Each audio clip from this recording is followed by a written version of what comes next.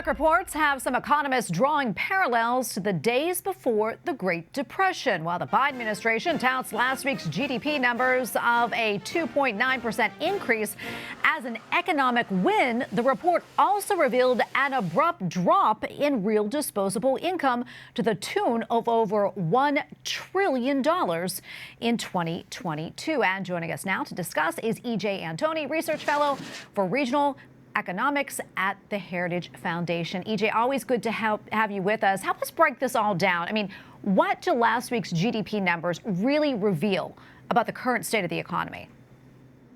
I think what it shows is the economy is running on fumes. We're seeing the consumer barely able to hang on in terms of spending and relying on a depletion of savings and going into credit card debt. We are seeing businesses increase their inventories, not because they're stocking up for future sales, but because they cannot liquidate current inventory at current prices. In other words, again, that cash-strapped consumer can't afford to buy what they used to. And as you pointed out, those real disposable incomes have dropped precipitously over the last year. Now, some of that is certainly due to the fact that those pandemic-era payments have ended. Those were the checks that people got from the government. But over 90% of that drop, in other words, over $900 billion of those losses is from inflation.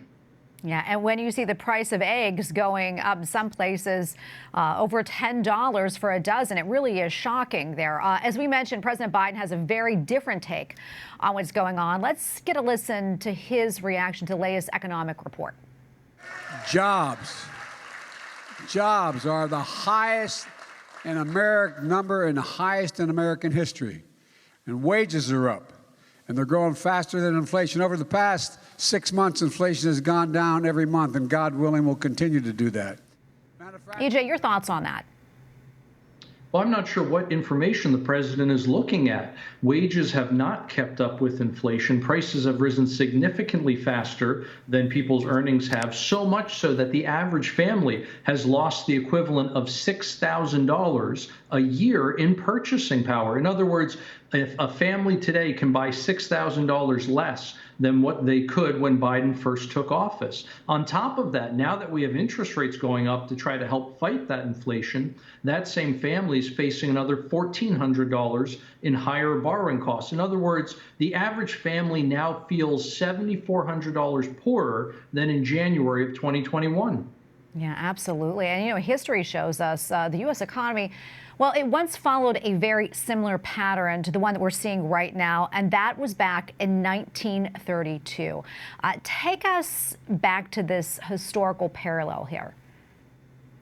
Certainly. It goes back to the point you mentioned earlier on real disposable incomes. That's real meaning what your disposable income can actually buy. In other words, it's been adjusted for inflation, for price changes. And what we saw in 1932, as employment absolutely collapsed, was there was a collapse in earnings, and therefore people could not buy as much. Today, however, we are not seeing that collapse in employment. Instead, the escalation of prices, in other words, inflation, has eaten away at your paycheck. And so even though you may still be employed, you can buy less today than you could a year ago. Yeah, and we have probably about a minute left or so. But, what can be done about this on the government level? What's the resolution here? Oh, the resolution is actually very simple. The government simply needs to spend, borrow, and print less money. It's very, very simple. This was the formula that we saw in the 1980s, for example, with Reagan and Federal Reserve Chair Paul Volcker. They shrunk government and they allowed interest rates to seek their natural level instead of trying to manipulate those rates. And sure enough, it gave us 12% annualized growth rates. We're going to leave it right there. Thank you so much for coming on. We always appreciate it. Thank you for having me.